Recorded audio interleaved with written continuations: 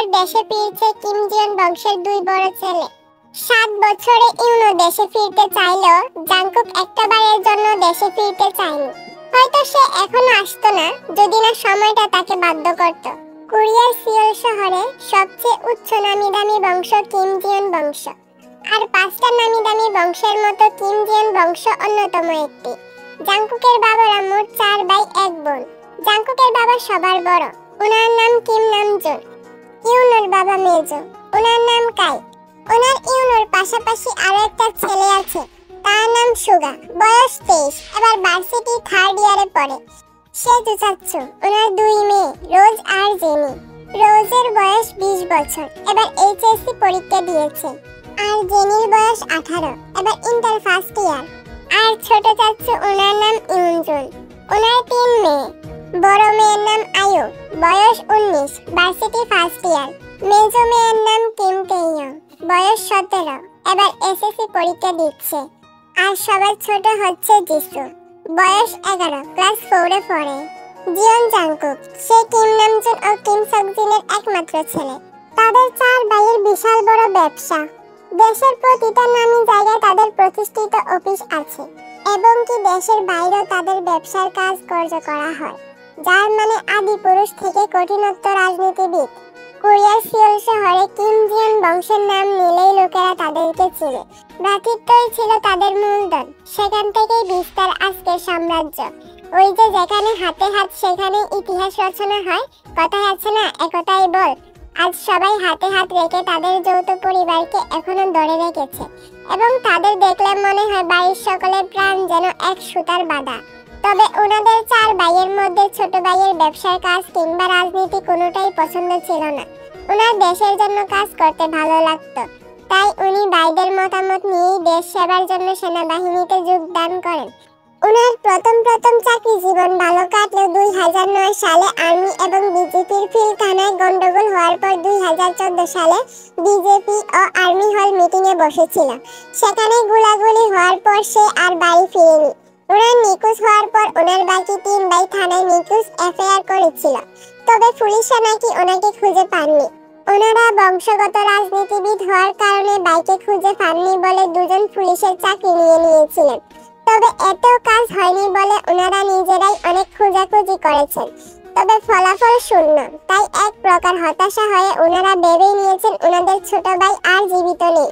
YONO 7 বছর পরে দেশে ফিরছে, তাই তাকে নিতে তার বাবা, বড় আব্বু, তার ভাই সুগা এসেছে।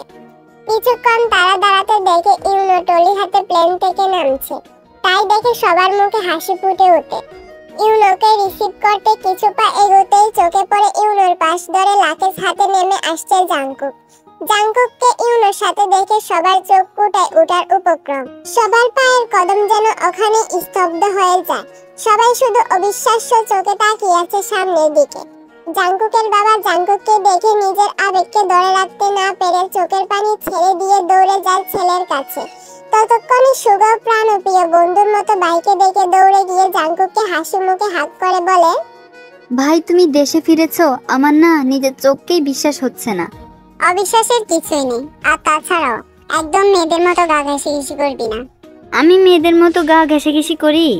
ওদের কথার মধ্যে কিম নামজুন যখন জাংকুককে জড়িয়ে ধরবেন, তখন জাংকুক সুগাকে পাশ কাটিয়ে সামনের দিক হাঁটতে হাঁটতে ওর বাবার উদ্দেশ্যে বলল, সুগা, ওনাকে বলে দে আমার কারো বাড়তি আদিক্ষেতার কোনো প্রয়োজন নেই। কিম নামজুন আর কথা বাড়ালেন না। ছেলের যে ওনার প্রতি গভীর রাগ খুব জমে আছে সে বিষয়ে উনি আগে থেকেই অবগত, এবং কি তার ছেলেটা যে কতটা পরিমাণ জেদি তেয়া সেটা এই 7 বছরে উনি ভালোই বুঝেছেন। তাছাড়া এত বছর পর ছেলেটা নিজ ইচ্ছায় দেশে এসেছে, তাই উনি এখন বাড়তি ঝামেলা চান না। ছেলেটা না হয় কিছুদিন থাকুক, তারপর না হয় মানিয়ে নেওয়া যাবে। তবে জাংকুক যে ওনাকে এড়িয়ে চলে এটা উনি বাপ হিসেবে মেনে নিতে পারে না। কিম নামজুন দীর্ঘ একটা নিঃশ্বাস ফেলে ছেলের যাওয়ার দিকে তাকিয়ে সুগাদের তারাদের বাসায় যাওয়ার উদ্দেশ্যে। বাড়ির ছেলে বাড়ি ফিরছে, তাই মা চাচিদেরও রান্নাঘরের হরেক রকম রান্নার বইহারি চলছে। কে কোনটা রান্না করে খাওয়াবেন সেটা নিয়েই ব্যস্ত। কি রে, লেবুর শরবতটা কি বানিয়েছিস? ইনি হচ্ছেন জাংকুকের আম্মু কিম সকজিন। হ্যাঁ ভাবি, সব হয়ে গেছে। এখন আমি একটু বসার ঘরের দিকে যাই। ওনারা নাকি অনেকক্ষণ আগে এয়ারপোর্ট থেকে রওনা দিয়ে দিয়েছেন। আজ কত বছর ধরে আমার ছেলেটাকে দেখি না। ইনি হচ্ছে ন্যান্সি, সুগা আর ইউনোর মা। ন্যান্সির কথা শুনে বুকটা দুঃখ করে উঠে জিনের। ওনার ছেলেটাকেও তো আজ 7টা বছর দেখেন না উনি। মুহূর্তেই ওনার চিবুক আগুন হয়ে যায়। দাঁত কিরমির করে মনে মনে ভাবে, আজ আমার ছেলেটাও আমার কাছে থাকতো, আমারও বুকটা ভরা থাকতো। কিন্তু ওই মেয়েটার জন্য আমার ছেলেটা আজ আমার থেকে দূরে। সব ওই অপয়া মেয়েটার জন্য। উনি মনে মনে শপথ করেন যেই অপয়ের জন্য উনি ওনার ছেলেকে হারিয়েছেন, সেই মেয়েকে উনি কোনোদিন শান্তিতে থাকতে দিবেন না। ওনার এসব বাবার মধ্যে সেজো যা লিসা, ছোট যা সুবিনের মুখে খুশি আর্তনাদ কানে আসেন। ইউনোরা চলে এসেছে।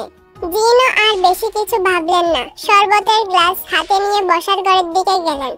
দরজা দিয়ে ইউনোদের পাশাপাশি জাঙ্কুককে বাসায় ঢুকতে দেখে জিনের হাত থেকে শরবতের গ্লাসটা ঠাস করে ফ্লোরে পড়ে টুকরো টুকরো হয়ে যায়। চোখের সামনে প্রাণপ্রিয় ছেলেকে দেখে ছুটে গিয়ে জড়িয়ে ধরে হাউমাউ করে কান্না করে দেন।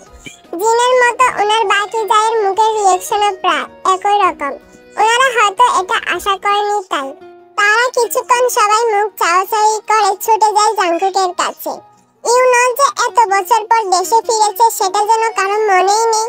সবাই ওকে রেখে জাঙ্কুককে নিয়ে ব্যস্ত। কেউ শরবত খাওয়াতে ব্যস্ত, কেউ জাঙ্কুক এত বছর দেশে ফিরেনি সেটা জিজ্ঞাতে ব্যস্ত। এসব দেখে ইউনো কিছুটা বিরক্তি ভঙ্গিমা নিয়ে সোফায় বসে সবার অ্যাটেনশন নেওয়ার জন্য বলল, আম্মু, আমাকে এক গ্লাস লেবু শরবত দাও, অনেক জার্নি করে এসেছি। এতক্ষণে সবাই জাঙ্কুককে রেখে ইউনোর দিকে ঘুরে তাকায়। ওদের আসতে দেখে রোজ দৌড়ে এসে বলে, আমি রুমের জানালা থেকে দেখলাম জাঙ্কুক ভাই এসেছে, কই সে?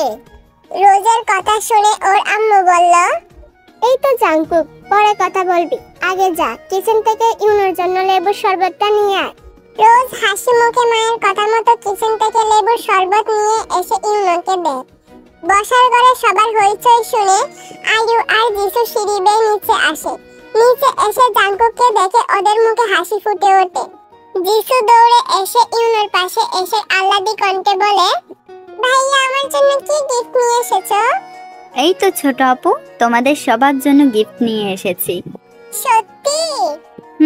তবে তোমরা সবাই তো এখানে, কিন্তু তে আর জেনি কোথায়? জেনি আপু তো রুমেই আছে, আর তে আপু পরীক্ষা দিতে গিয়েছে।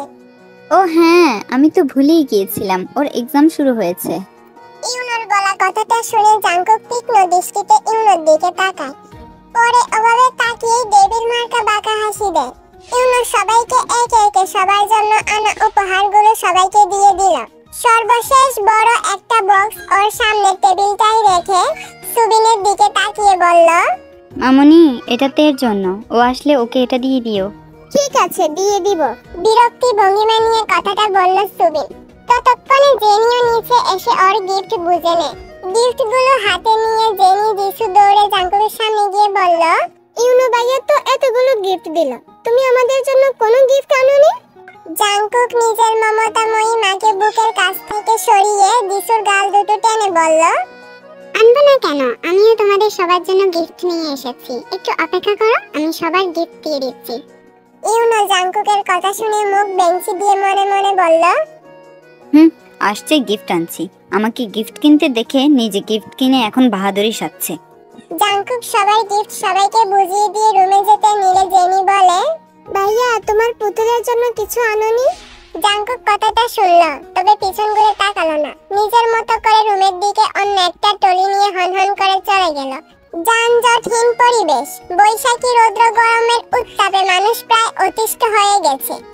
এত কড়া রোদ, ধুলাবালি উড়া পরিবেশ, মুহূর্তেই কালো মেঘে দেখে গেছে হবে না কেন বৈশাখ মাস বলতে কথা। দুম করেই যেন আকাশ জুড়ে কালো মেঘের হাতছানি। কিছুক্ষণ পরেই যেন দুমছে বৃষ্টি নামবে, হলো তাই।